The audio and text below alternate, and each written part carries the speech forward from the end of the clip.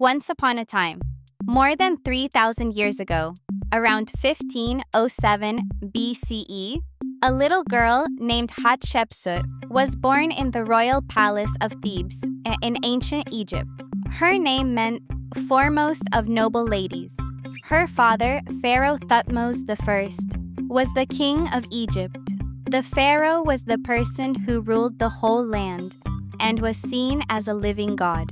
Hatshepsut grew up surrounded by the beauty of the Nile River, where people farmed, traded, and built grand temples for their gods.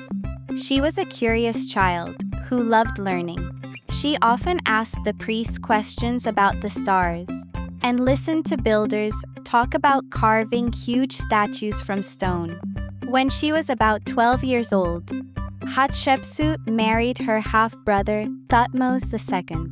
In those times, royal families often married within the family to keep the royal bloodline pure. Together, they ruled Egypt until Thutmose II died young, leaving behind a baby boy named Thutmose III. Since the boy was too small to be king, Hatshepsut became a regent, which means she ruled on behalf of the young king until he was old enough to rule by himself. But Hatshepsut was wise, confident, and deeply loved by the people. A few years later, around 1479 BCE, she made a very bold decision.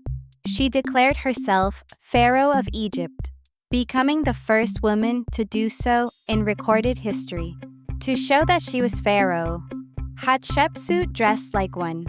She wore the royal crown and even a false beard, which was a symbol of the pharaoh's power and wisdom. She sat on the golden throne and held the crook and flail, the royal tools that stood for guidance and strength. But everyone knew that under the royal clothes was still the same kind and clever woman who loved Egypt dearly. Instead of focusing on wars, Hatshepsut chose peace. She built Egypt's wealth through trade, which means buying and selling goods between different lands. Her most famous expedition was to a faraway place called Punt, around 1460 BCE. She sent big ships down the Red Sea, filled with sailors and gifts. When they came back, they brought treasures like gold, ivory, leopard skins, incense, and myrrh trees whose sap was used to make perfume and sweet-smelling oils for temples. Hatshepsut also became famous for her love of building. Her greatest masterpiece was her Temple of Deir el-Bahari, built around 1450 BCE near the cliffs beside the Nile. A temple is a sacred building where Egyptians worship their gods. Hatshepsut's temple had 3 wide terraces that looked like giant steps leading into the sky.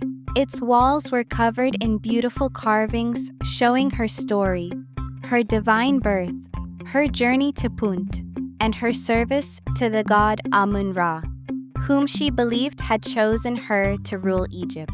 During her 22-year reign, Egypt lived in peace and prosperity, which means a time of wealth, growth, and happiness. When she passed away around 1458 BCE, her stepson, Thutmose III, became pharaoh. Some people later tried to remove her name from the monuments, but her memory lived on in the temples, the trade routes, and the art she left behind. Today, historians remember Hatshepsut as Egypt's first great female pharaoh, a leader who ruled with wisdom and courage, proving that leadership is about vision and heart, not strength or gender. Moral of the story: true greatness comes from courage, wisdom, and kindness, the same qualities that made Hatshepsut one of Egypt's most unforgettable rulers. The end.